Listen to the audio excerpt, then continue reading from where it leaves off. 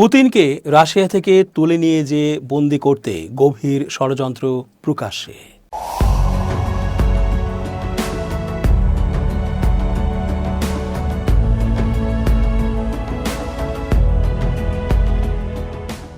আসসালামু আলাইকুম প্রিয় দর্শক, আমন্ত্রণ আজকের আলোচনায়। চেঞ্জ টিভির আন্তর্জাতিক চোখ অনুষ্ঠানে এস.জে. রতন স্বাগত জানাচ্ছি। ট্রাম্পের সাহস বেড়ে গেছে। পুরো পশ্চিমা বিশ্ব তার পাশে থাকায় এবং মুসলিম রাষ্ট্রসমূহ সহ কেউ কোনো কার্যকর উচ্চবাচ্য না করায় ট্রাম্পের এই সাহস দেখানো। তিনি মনে করছেন সবাই তার পক্ষে আছে, আর না থাকলেও সমস্যা নেই, কারণ ট্রাম্প এখন মহাশক্তিধর। তার মতের বাইরে যায় এমন কেউ বা কোনো রাষ্ট্র আছে বলে তিনি আর মনে করছেন না।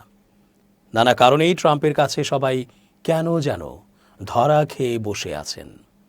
এবার এই জন্যই খবর চাউর হয়েছে যে ট্রাম্পের আরেক দোসর যুক্তরাজ্যের কর্তৃপক্ষ জানান দিচ্ছে পুতিনকে এবার তুলে আনার ব্যবস্থা করা যেতে পারে। মূলত ট্রাম্পের ইচ্ছেরই প্রতিফলন দেখাচ্ছে ব্রিটেন। সুযোগ পেলে রাশিয়ার প্রেসিডেন্ট ভ্লাদিমির পুতিনকে অপহরণ করে যুদ্ধ অপরাধের জন্য জবাবদিহির আওতায় আনতেন বলে জানিয়েছেন যুক্তরাজ্যের প্রতিরক্ষামন্ত্রী জন হিলি। শুক্রবার 9 জানুয়ারি একদিনের সফরে কিয়েভে গিয়ে তিনি এই মন্তব্য করেন। ব্রিটিশ সংবাদ মাধ্যম দ্য টেলিগ্রাফের খবরে বলা হয়েছে, কিয়েভে ইউক্রেনের প্রেসিডেন্ট ভলোদিমির জেলেনস্কির সঙ্গে প্রেসিডেন্সিয়াল প্রাসাদে বৈঠক করেন জন হিলি। সেখানে তিনি ঘোষণা দেন ইউক্রেনের সম্ভাব্য শান্তিরক্ষা মিশনের প্রস্তুতির জন্য ব্রিটেন তার সেনাদের প্রশিক্ষণে 200 মিলিয়ন পাউন্ড ব্যয় করবে। কিয়েভে একটি আবাসিক ভবনে ড্রোন হামলার স্থান পরিদর্শনের সময় তিনি কিয়েভ ইন্ডিপেন্ডেন্টকে বলেন, যদি যে কোনো বিশ্ব নেতাকে অপহরণের সুযোগ থাকত তবে তিনি পুতিনকে হেফাজতে নিয়ে তার যুদ্ধ অপরাধের জন্য জবাবদিহি করাতেন। যুক্তরাষ্ট্র 3 জানুয়ারি ভেনেজুয়েলার সাবেক প্রেসিডেন্ট নিকোলা মাদুরোকে নাটকীয়ভাবে আটক করার ঘটনার পর তিনি এই মন্তব্য করলেন। জন হিলি বলেন, রুশ প্রেসিডেন্টের যুদ্ধাপরাধের মধ্যে রয়েছে ইউক্রেনে আমার প্রথম দিকের সফরগুলোর একটিতে বুচায় যা দেখেছি, এবং ইরপিন শহরে যেসব ইউক্রেনীয় শিশুর সঙ্গে দেখা হয়েছিল তাদের মধ্য থেকে কিছু শিশুকে অপহরণ করা। এর আগে 2022 সালের এপ্রিল মাসে ইউক্রেনীয় বাহিনী কিয়েভের উপকণ্ঠের শহর বুচা মুক্ত করার পর সেখানে গণকবরের সন্ধান পাওয়া যায়। জন হিলি 2024 সালের মে মাসে ইউক্রেনে তার প্রথম দিকের সফরগুলোর একটিতে ওই হত্যাকাণ্ডের শিকারদের স্মরণে নির্মিত স্মৃতিসৌধ পরিদর্শন করেন। এরপর 2023 সালের মার্চে আন্তর্জাতিক অপরাধ আদালত আইসিসি ইউক্রেনীয় শিশুদের অপহরণের অভিযোগে রুশ প্রেসিডেন্টের বিরুদ্ধে গ্রেপ্তারি পরোয়ানা জারি করে। পুতিনের বিরুদ্ধে শত শত ইউক্রেনীয় শিশুকে, যাদের মধ্যে এতিম শিশুও রয়েছে, জোরপূর্বক রাশিয়ায় সরিয়ে নেওয়ার অভিযোগ আনা হয়েছে।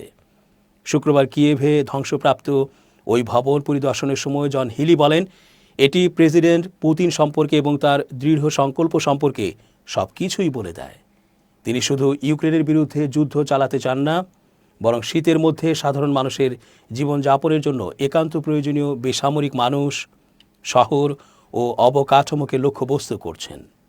জন হিলি আরও বলেন, এই মানুষটিকে থামাতেই হবে, এই যুদ্ধ থামাতেই হবে, আর আমাদের দায়িত্ব হলো আজ ইউক্রেনের লড়াইয়ে তাকে সমর্থন দেয়া এবং ভবিষ্যতের শান্তি নিশ্চিত করতে কাজ করা। বৃহস্পতিবার রাতে ইউক্রেনের বিমান বাহিনী জানায়, রাশিয়া দেশটির ওপর একযোগে 242টি ড্রোন ও 36টি ক্ষেপণাস্ত্র দিয়ে হামলা চালিয়েছে। রাজধানী কিয়েভ ছিল প্রধান লক্ষ্যবস্তু। একাধিক অ্যাপার্টমেন্ট ভবনে আগুন ধরে যায়। এতে অন্তত 4 জন নিহত এবং 24 জন আহত হন। কিয়েভের মেয়র ভিটালি ক্লিচকো এই হামলাকে শত্রুর ব্যাপক ক্ষেপণাস্ত্র হামলা বলে আখ্যা দেন।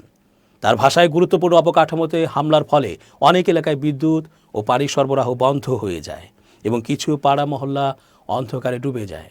শুক্রবার ভোর রাতে পুতিনের বাহিনী পশ্চিম ইউক্রেনের লভিভ শহরের দিকে ওরেশনিক ক্ষেপণাস্ত্র নিক্ষেপ করে। এটি একটি হাইপারসনিক ব্যালিস্টিক ক্ষেপণাস্ত্র, যা এর আগে মাত্র একবার যুদ্ধে ব্যবহার করা হয়েছিল এবং পারমাণবিক ওয়ারহেড বহনে সক্ষম। রাশিয়ার দাবি, এই ক্ষেপণাস্ত্র প্রতিহত করা অসম্ভব। মস্কোর প্রতিরক্ষা মন্ত্রণালয় জানায়, ডিসেম্বরের শেষ দিকে ইউক্রেন ড্রোন দিয়ে পুতিনের একটি বাসভবনে হামলা চালিয়েছে। এই বহুলভাবে খণ্ডিত দাবির প্রতিশোধ হিসেবেই এসব হামলা চালানো হয়েছে। যুক্তরাষ্ট্রের গোয়েন্দা সহায়তায় কিয়েভ ওই অভিযোগকে মিথ্যা বলে উড়িয়ে দিয়েছে। রাশিয়া তাদের দাবির পক্ষে কোনো বিশ্বাসযোগ্য প্রমাণ হাজির করতে পারেনি। এই হামলা এমন এক সময় এলো যখন যুদ্ধ পরবর্তী শান্তি রক্ষার সর্বশেষ প্রস্তাবটি মস্কো প্রত্যাখ্যান করে একে বিপজ্জনক ও ধ্বংসাত্মক বলে আখ্যা দিয়েছে। 4 বছরের কাছাকাছি সময় ধরে চলা এই যুদ্ধের অবসান ঘটাতে ইউক্রেন ও তার পশ্চিমা মিত্ররা এই সপ্তাহে একমত হন। কোনো যুদ্ধবিরতির পর ইউরোপ যুদ্ধ পরবর্তী নিরাপত্তা নিশ্চয়তার অংশ হিসেবে ইউক্রেনের সেনা মোতায়েন করবে। এদিকে সীমান্তের ওপারে রাশিয়ার বেলগোরোদ অঞ্চলে গভর্নর জানিয়েছেন, ইউক্রেনীয় হামলায় ওই অঞ্চলের বিদ্যুৎ ও তাপ সরবরাহ ব্যবস্থায় আঘাত হানার ফলে 5 লাখের বেশি মানুষ বিদ্যুৎ বা গরমের সুবিধা থেকে বঞ্চিত হয়েছে। স্থানীয় কর্তৃপক্ষের বরাতে আরও জানানো হয়েছে, প্রায় 2 লাখ মানুষ পানি সরবরাহ থেকেও বিচ্ছিন্ন হয়ে পড়েছে। 2025-এর শেষের দিকে রাশিয়ার প্রেসিডেন্ট ভ্লাদিমির পুতিন বলেছিলেন, ইউক্রেন যুদ্ধের পর আর কোনো যুদ্ধ হবে না যদি পশ্চিমা দেশগুলো রাশিয়াকে সম্মান করে এবং দেশটির নিরাপত্তাগত স্বার্থকে গুরুত্ব দেয়। রাষ্ট্রীয় টেলিভিশনে প্রায় 4.5 ঘণ্টা ব্যাপী অনুষ্ঠান ডিরেক্ট লাইনে তিনি ওই মন্তব্য করেন। শুক্রবার 19 ডিসেম্বর বছরের শেষ ব্রিফিংয়ে উপস্থিত হন পুতিন। সেখানে বিবিসির সাংবাদিক তাকে জিজ্ঞেস করেন, অন্য কোথাও রাশিয়া আর বিশেষ সামরিক অভিযান অর্থাৎ যুদ্ধ চালাবে কিনা। জবাবে পুতিন বলেন, যদি আপনারা আমাদের সম্মান করেন তাহলে আর কোনো অভিযান হবে না। আমরা যেমনটা আপনাদের সম্মান করার চেষ্টা করছি, আপনারাও যদি এমন সম্মান করেন তাহলে আর অভিযান হবে না। এর আগে গত সপ্তাহে রুশ প্রেসিডেন্ট জানান, রাশিয়া ইউরোপের বিরুদ্ধে কোনো যুদ্ধের পরিকল্পনা করছে না, কিন্তু যদি যুদ্ধ বাঁধে তাহলে লড়াই করতে রাশিয়া প্রস্তুত আছে। এছাড়া তিনি শর্ত দেন, যদি নেটোর পূর্বাঞ্চলীয় সম্প্রসারণ নিয়ে ইউরোপ কোনো প্রতারণা না করে তাহলে আমরা যুদ্ধ করব না। ইউক্রেন যুদ্ধের বিষয়ে পুতিন বলেন, তিনি শান্তিপূর্ণভাবে যুদ্ধ শেষ করতে প্রস্তুত, তবে কোনো ধরনের আপোষের ইঙ্গিত দেননি। তিনি আবারও দাবি করেন, ইউক্রেনকে নেটোতে যোগ দেওয়ার চেষ্টা বাদ দিতে হবে এবং রাশিয়ার দখল করা 4টি অঞ্চল থেকে ইউক্রেনীয় সেনা সরিয়ে নিতে হবে। আংশিকভাবে দখল করে নেওয়া ইউক্রেনের দানবাস অঞ্চলের পূর্ণ নিয়ন্ত্রণ চায় রাশিয়া। দেশের অর্থনীতির প্রশ্নে মূল্যস্ফীতি, প্রবৃদ্ধি কমে যাওয়া এবং ভ্যাট বৃদ্ধির বিষয় স্বীকার করেন পুতিন। অনুষ্ঠানের মধ্যেই রাশিয়ার কেন্দ্রীয় ব্যাংক সুদের হার কমিয়ে 16% নামানোর ঘোষণা দেয়। বিদেশ নীতি, অর্থনীতি ও যুদ্ধের পাশাপাশি অনুষ্ঠান জুড়ে উঠে আসে মাতৃভূমি, প্রবীণ সেনাদের সম্মান এবং সাধারণ মানুষের দৈনন্দিন সমস্যা। পুতিন পশ্চিমাদের বিরুদ্ধে অভিযোগ করে বলেন, তারা ইউক্রেনের মাধ্যমে রাশিয়ার বিরুদ্ধে যুদ্ধ চালাচ্ছে। তবে যুক্তরাষ্ট্র, যুক্তরাজ্য ও ইউরোপের সঙ্গে সমান মর্যাদা ও পারস্পরিক সম্মানের ভিত্তিতে কাজ করতে তিনি আগ্রহ প্রকাশ করেন। রাশিয়া ভবিষ্যতে নেটোর ওপর হামলা চালাতে পারে, পশ্চিমা গোয়েন্দা সংস্থাগুলোর এমন আশঙ্কার কথা আবারও নাকচ করে দেন তিনি। ইউক্রেন যুদ্ধের উত্তাপে যখন রাশিয়ার আগ্রাসন মোকাবেলায় ব্যস্ত নেটো, তখন চীনের সঙ্গে মস্কোর ক্রমবর্ধমান সামরিক ও কূটনৈতিক ঘনিষ্ঠতা নতুন করে উদ্বেগ ছড়াচ্ছে পশ্চিমা বিশ্বে। একদিকে ইউরোপে রুশ আগ্রাসন, অন্যদিকে ইন্দো প্যাসিফিকে চীনের তৎপরতা, এই দ্বিমুখী চ্যালেঞ্জ মোকাবেলায় হিমশিম খাচ্ছে পশ্চিমা জোটটি। এদিকে রাশিয়া ও চীনের নিবিড় বন্ধুত্ব পৃথিবীকে তৃতীয় বিশ্বযুদ্ধের দিকে ঠেলে দেবে বলে মন্তব্য করেছেন যুক্তরাষ্ট্রের নেতৃত্বাধীন সামরিক জোট নেটোর মহাসচিব মার্ক রুটে। সামরিক মহড়া, প্রযুক্তিগত সহযোগিতা, সাইবার সক্ষমতা ও ভূ রাজনৈতিক কৌশলে এই দুই পরাশক্তির একত্র হওয়া যেন নতুন শীতল যুদ্ধের ইঙ্গিত দিচ্ছে বলে সতর্ক করছেন বিশ্লেষকরা। চীন, রাশিয়া উভয়ই পশ্চিমা নেতৃত্বাধীন ব্যবস্থার বিরুদ্ধে অবস্থান নেয়া রাষ্ট্র।